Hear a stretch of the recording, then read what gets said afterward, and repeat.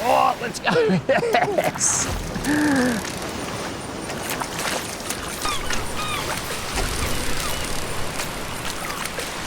G'day, welcome to fishing. So one of the key elements when you're using a soft plastic is getting it rigged nice and straight so it swims well. The whole idea of lure fishing in the first place is to try and replicate some type of prey animal, whether that be a prawn, a shrimp, a bait fish.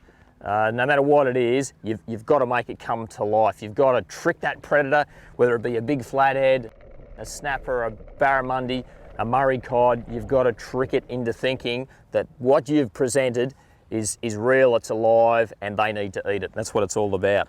So firstly, we've got to really try and pair that jig head up with the right soft plastic. So there's no point having a tiny little jig head with too small a hook in too big a bait, and there's no point in having a great big 7/0 jig head that you'd use for catching a great big snapper in something that you want to present for a bass, for example. So let's just have a bit of a look and see if we can't get that right. Got a nice flathead this morning on one of these, and I reckon it was pretty quiet bite. I reckon the difference is that I had it rigged nice and straight. I've got one left in this packet, so that's one open. They come in a range of sizes, 4, 5, 6 inch, but we'll go with the 4 inch. One of my favourite colours is this black over gold. So let's select a jig head that's going to work with that. So we're going to go with, for this sort of area behind me here, it's a fantastic spot. There's people swimming and having a great time here, but it's also a great place to fish, and the water depth goes between sort of, you know, 1/2 metre deep to about 4 or 5 metres deep. There's a bit of current there, so a 1/4 ounce is a really good place to start, and I want something that's going to expose really well in that soft plastic, so a 2/0 jig head's going to be a way to go. So one of these Nitro Brim Pro jig heads with that 2/0 hook, so it's going to expose out the back. Flathead, for example, if I'm chasing those, they've got really hard mouths and I want to drive that hook in, so let's go with that.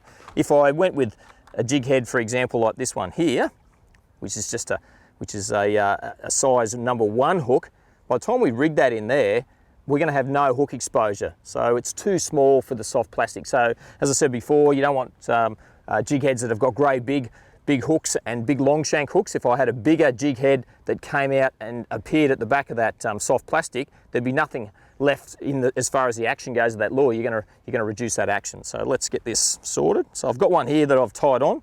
So this is one of these chemically sharpened 2/0s. Really important to line everything up nice and straight. So we've got to get that lure to swim straight. We need to line it up. So start pretty well in the center, or if anything, a little bit above center. I want good hook exposure, so I'm going to line that up nice and straight there.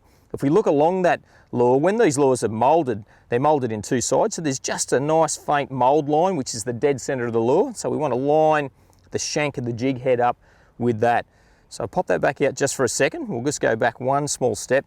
We want that hook to come out right there. So what I'm going to do is just put a little scratch just on there, and I can see where that hook needs to come out. So that's really important, because if we try and jam the jig head in too far, that lure is going to be bent like that. If we go the other way and don't push it in far enough, it'll be bent back the other way. So it's really important, as I said, and we'll see when we want to swim test it in a minute, that it goes on straight. So line it up in the center there, slide it straight up the center of that lure, keep everything nice and straight, as I said, and then poke that hook out in that spot where we've marked. So we've got it to that point. That's what we call our grub keeper. That's what's going to hold that soft plastic against that jig head.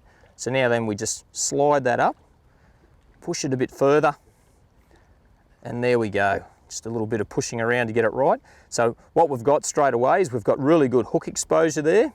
So that hook's sitting outside the soft plastic. So in this case, I'm going to go and try and chase a flathead with this lure, but we've got great hook exposure. So when that fish bites it, it's going to find the tip of the hook, and that's what it's all about. If we have a look along there, that jig head acts as a keel. So that keel line's dead center down that mold line of the lure, so we know it's nice and centered. So that's looking pretty damn good, I've got to tell you, and ready to cast out. So I'm really happy with that soft plastic. If you're not happy with it, slide it off and do it again. If it's bent up like that, that's no good. If it's bent down that way, it's no good. If it's kinked out to the side, it is not going to swim the way you need it to catch that predatory fish that you're chasing. That's nice and straight. What we need to do now, give it a bit of a swim. If you're in the boat, just drag it around through the water a couple of times. Make sure you're happy with it. Here I can just walk over to the bank, have a bit of a look-see, and then it's about getting some casts in. Awesome, that's got a fantastic body roll about it. It's swimming down nice and straight. That paddle tail's really darting around. That is going to be the perfect representation of probably a potty mullet, and it's going to be fantastic for a whole range of fish. Don't forget, keep it straight, and that'll just make the big difference when you start fishing with lures. It's going to make a massive difference to your catch rate. Good luck, I'll see you on the water.